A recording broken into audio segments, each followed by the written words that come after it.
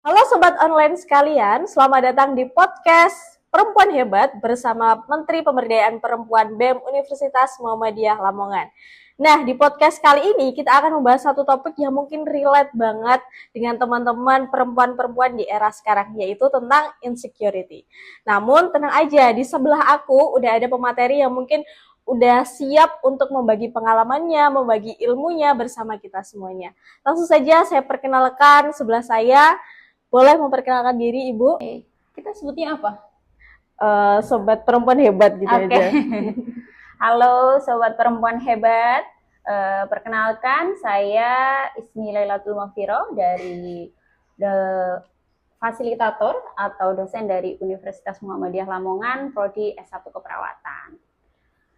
Oke, cukup. Nah, kita di kesempatan ini akan membahas topik yang cukup relate ya, Ibu, dengan perempuan-perempuan di era sekarang. Karena saya juga kan main media sosial dan sering banget ditanya, gimana sih Kak caranya mengalami untuk mengatasi sifat insecure, bla bla bla bla dan lain sebagainya. Karena aku ngerasa juga di era sekarang perempuan itu masih kurang bisa mencintai dirinya sendiri. Terkadang ada kekurangan, tapi dia malah kayak kepikiran, terus overthinking, karena sering melihat orang lain. Nah, mungkin menurut Bu Isni, penyebab dari insecure sendiri itu seperti apa? Oke, jadi insecure ya. Kalau sekarang anak-anak sekarang sih istilahnya insecure. Sebenarnya insecure itu udah lama. Ada istilah itu, cuma dulunya dikenal dengan nggak pede gitu kan ya. Gitu. Oke, benar-benar. Jadi sebenarnya ada banyak penyebab insecure itu sendiri, ada beberapa hal yang bisa saya garis bawahi. Jadi yang pertama itu karena pernah mengalami kegagalan. Oke. Nah, jadi seseorang yang pernah gagal atau pernah mengalami kegagalan itu resiko dia tidak percaya diri itu akan lebih tinggi. Betul, oke. Nah, kemudian ada yang kedua. Jadi yang kedua itu bisa karena perfeksionis. Sifat perfeksionis ya, selalu ingin sempurna. Selalu ingin sempurna, misalnya salah dikit aja, aduh kok kayak gini gitu ya. Aduh, aku kok nilainya gini banget gitu ya. Jadi perfeksionis itu pengaruh sekali tuh. Kemudian ada lagi punya standar yang tinggi. Misalkan nih, saya nih kalau di kampus standar nilainya harus 100. Coba kalau nilainya 90, pusing dia. Dipikir banget, akhirnya kok kayak gini banget gitu. Padahal kalau kita lihat 90 nggak jelek-jelek amat ya. Gitu ya, seperti itu. Kemudian ada lagi riwayat trauma. Aduh, dalam nih. Iya, kalau trauma itu banyak sebenarnya. Trauma itu bisa karena trauma fisik atau trauma psikologis, itu juga bisa. Nah, trauma ini kayak fisik ya, jelas misalkan ada kekerasan ya, kekerasan fisik, baik itu dari orang terdekat ataupun orang lain. Kemudian yang kedua, trauma itu juga psikologis bisa. Trauma psikologis misalkan nih, dibully mulu sama temennya. Benar-benar setuju itu. Ngaruh banget sih. Nah, bahkan sekarang psikologis itu tidak hanya dibully secara langsung lewat media sosial. Iya, namanya cyberbullying. Nah, betul sekali. Jadi ketika melihat media sosial, kok kayak gini menjelek-jelekan, nah itu bisa mengakibatkan juga insecure ini. Gitu. Kemudian ada lagi faktor yang lain adalah kurangnya dukungan dari lingkungan. Kalau misalkan lingkungan sekitarnya nggak mendukung apa yang dilakukan, cenderung menjatuhkan, lingkungan yang toksik, negatif, itu sangat mempengaruhi sekali bagaimana pola pikir seseorang. Betul. Memang lingkungan tuh sangat berpengaruh ya Bu ya. Termasuk tekanan dari lingkungannya. Tekanan sosial, entah itu lingkungan pekerjaan ataupun lingkungan dari sekitarnya, keluarga. Kalau ada tekanan yang terlalu ekstrim gitu ya pada orang tersebut atau individu tersebut, maka resikonya akan lebih tinggi. Bisa dicatat tuh teman-teman penyebab dari insecure itu apa. Aku juga sempat dulu punya sifat perfeksionis nih Bu. Jadi dulu pengen banget sempurna di setiap event, tapi sekarang udah mulai terbiasa kayak ya udahlah, paling ya diomongin nggak apa-apa. Karena kebanyakan orang tuh takut diomongin itu tadi. Kalau kita nggak rapi itu gimana gitu. Jadi mungkin bisa lebih ya udah bodo amat gitu lah ya Bu ya, untuk ngedengerin orang-orang yang akan mengkritik kita. Oke, itu bisa juga tuh bodo amat. Iya, bodo Kadang-kadang amat. merasa bodo amat. Betul. Oke, terus. Oke, question yang kedua yaitu apakah Bu Isni ini pernah mengalami insecure, dan kalau pernah gimana cara mengatasi itu? Oke, insecure ya? Pernah nggak ya? Pernah nggak ya insecure ya? Pernah sepertinya. Pernah. Pasti seseorang itu punya kadar insecure, cuma nggak tahu kadarnya apakah rendah atau tinggi gitu Oh, kan berarti ya. memang ada levelnya tersendiri. Nah, kalau saya pribadi insecure mungkin lebih ke insecure masalah fisik. Pernah nggak? Pernah gitu ya, misalkan aduh aku kok nggak cantik-cantik amat sedangkan situ kayak gini gitu ya. Cuma kalau saya insecure yang secara fisik itu tidak terlalu lama. Jadi misalkan oh ternyata ada loh yang orang yang lebih misalkan tidak percaya diri. Oke, baik, mungkin lanjut ke pertanyaan yang kedua. Menurut Bu Isni ini pernah nggak mengalami rasa insecure? Nah, kalau memang pernah, gimana caranya untuk mungkin mengatasi rasa insecure tersebut? Oke, mungkin saya ini ya, contohkan insecure yang paling sering saya alami. Saya sering atau pernah gitu ya, pernah merasa insecure pada orang yang produktif sekali. Insecure-nya baik berarti Bu. Jadi gini, aduh aku kok gini-gini aja gitu ya. Sedangkan itu di usia yang sama udah produktif gitu. Misalkan, oh udah sekolah lagi, udah menghasilkan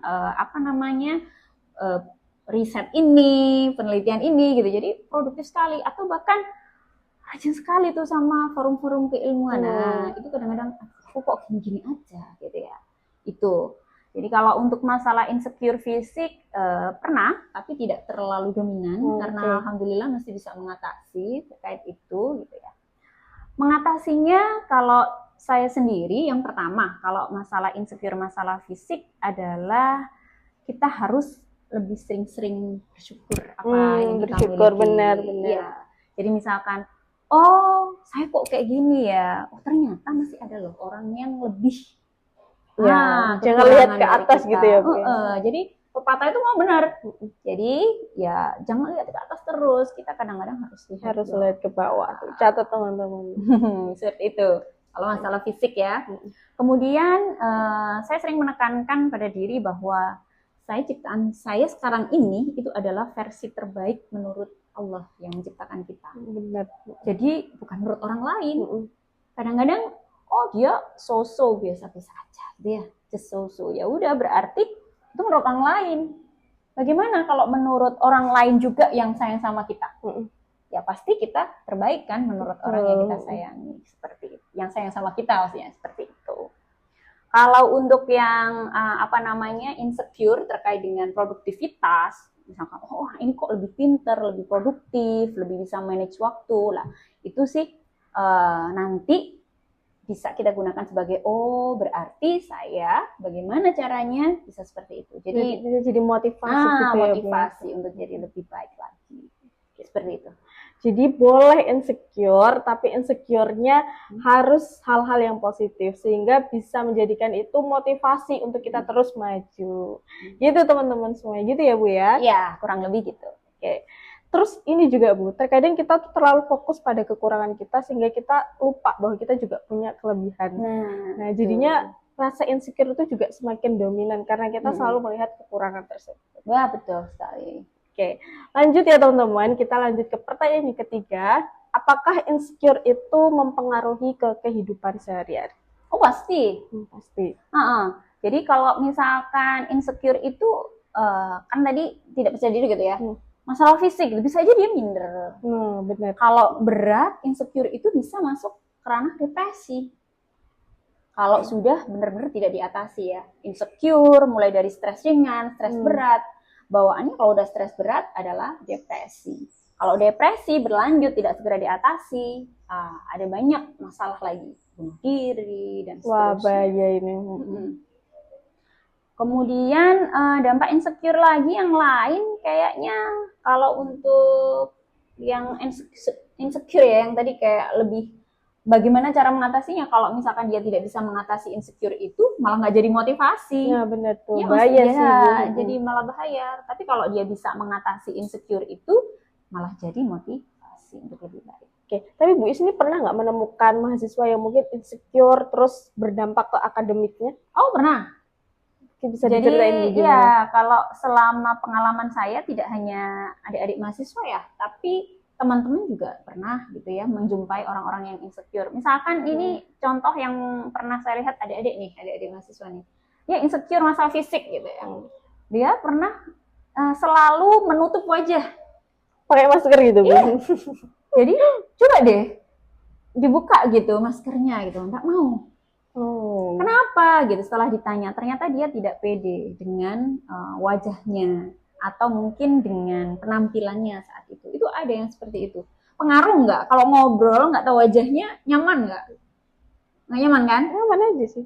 Enggak, kalau kamu nyaman, iya. Nggak kelihatan aja. Oh, kalau ditutup gitu, kurang Ya. nyaman sih Bu, karena kurang jelas kayak intonasi mulutnya, terus dia senyum bahagia apa enggak gitu. Ekspresinya kurang jelas gitu kan, ada yang seperti itu. Sampai parahnya itu, yang saya jumpai, yang itu insecure itu akhirnya kalau tidak salah sampai cara ngomong pun dia tidak bisa komunikatif.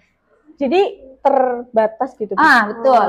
Jadi ditanya apa gitu, kadang-kadang itu malu, nunduk gitu. Jawabnya ini gitu. Jadi tingkat untuk insecure-nya itu udah lumayan gitu sih, lumayan perlu segera diatasi. Gitu. Jadi itu juga berdampak ke lingkungan sekitar ya Bu. Teman-teman juga ngerasa sedikit gak nyaman ketika kita sendiri mengalami insecure. Karena aku dulu juga sempat mengalami insecure Bu, soal gigi. Oh ya. Jadi aku juga kayak aduh nggak pede ngomong gitu. Terus akhirnya aku cari bagian muka aku yang kelihatan cantik. Oh, mata aku cantik loh gitu. Akhirnya ya udah pede aja gitu.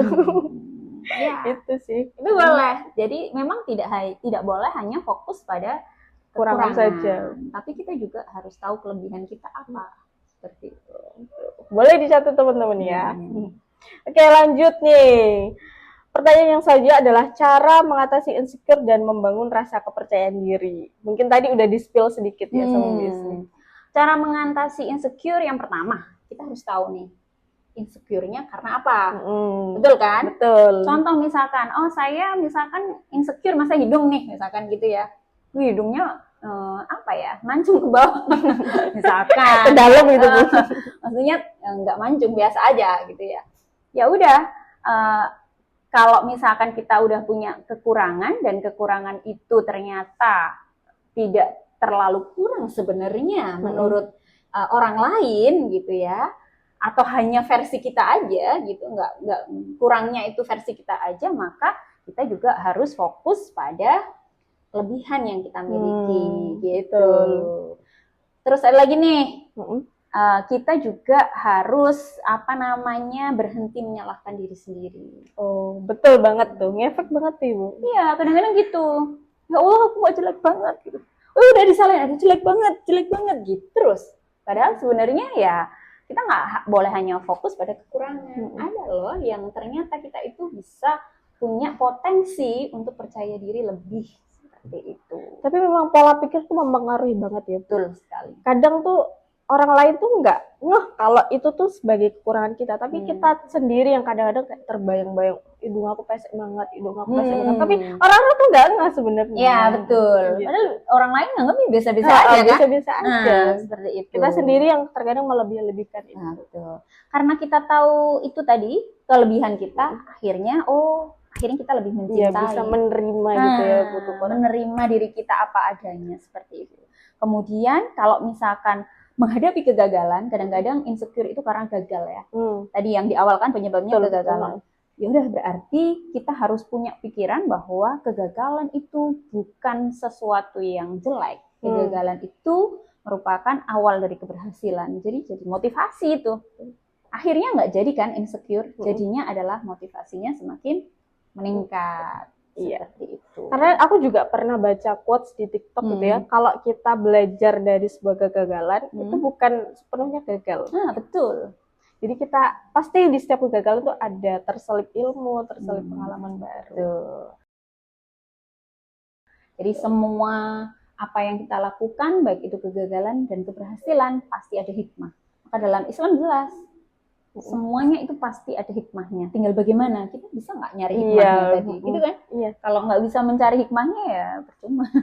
Nggak akan tahu apa pelajaran yang kita dapat. Berarti tugas kita adalah mencari celah untuk mencari ilmu dari setiap kegagalan itu. Dari setiap peristiwa yang kita jalani. Terakhir nih Bu Isni, gimana sih caranya untuk mencintai diri kita sendiri? Love yourself. 1, love yourself, kita harus tahu kelebihan apa yang kita miliki. Cari itu kelebihannya teman-teman. Kelebihan. Karena seseorang itu tidak mungkin hanya diberikan kekurangan. Pasti ada kelebihannya. Ketika kita memahami, oh kelebihan saya ini, maka kamu pasti akan lebih mencintai dirimu sendiri. Kemudian yang kedua, kita harus punya pikiran bahwa menurut kita itu jelek, tapi belum tentu menurut orang lain demikian. Karena itu bisa jadi persepsi diri sendiri. Kadang-kadang ketidakpercayaan diri itu tidak hanya dibentuk dari luar, tapi dari diri kita. Benar nggak? Betul. Kan belum tentu. Kadang-kadang kamu nggak dibully nih, tapi ternyata ya nggak dibully. Oh kamu gini nggak dibully, tapi kok saya gini sih gitu. Jadi kayak nggak pemikiran kita sendiri sebenarnya. Itu bisa seperti itu. Lah kalau misalkan tadi mungkin ya kalau percaya cinta diri sendiri, love yourself. Salah satunya kita juga harus berterima kasih terhadap diri kita. Kadang-kadang kita sudah melakukan semuanya dengan optimal, ya maksimal apa udah diusahakan, tapi hasilnya kok gini-gini aja, misalkan gitu. Kita harus bersyukur. Terima kasih gitu ya diri sendiri. Terima kasih dipuk-puk saya. Tuh dirinya. Nggak harus dipuk-puk orang lain gitu. Masa dipuk-puk orang lain gitu. Betul. Ya, terima kasih karena hari ini sudah bisa bertahan misalkan. Oh terima kasih karena hari ini saya sudah bisa menyelesaikan tugas ini dengan baik. Gitu. Itu juga bisa. Aku juga sering sih mengapresiasi diri aku dengan cara beli es krim, jalan-jalan sendiri. Self reward. Betul. Itu juga penting sih sebenarnya. Untuk psikologi kita juga ngaruh banget. Boleh self reward. Sesuai porsi ya. Iya, betul. Oke, cukup Bu. Cukup? Ada quotes? Oke, mungkin penutup dari Bu Isni boleh. Apa ya? Jadi ada beberapa nggak pure dari saya. Jadi kalau misalkan terkait dengan insecure ini, jadi kamu adalah kamu, aku adalah aku, mereka adalah mereka. Jadi jangan menyamakan aku dengan kamu atau mereka. Jadi setiap kamu itu pasti punya sisi positif dan sisi negatif, maka kamu harus mengenal dirimu lebih baik dan mengenal diri lebih baik dan sayangi dirimu sendiri. Sayangi dirimu teman-teman. Ya, sayangi diri sendiri. Cukup Bu? Cukup. Oke, selesai sudah podcast singkat tapi bermakna dari Kementerian Pemberdayaan Perempuan BEM Universitas Muhammadiyah Lamongan. Jangan lupa follow, kemudian like, share, dan komen untuk podcast di kesempatan kali ini. Tungguin episode selanjutnya. Terima kasih. Wassalamualaikum warahmatullahi wabarakatuh. Dadah.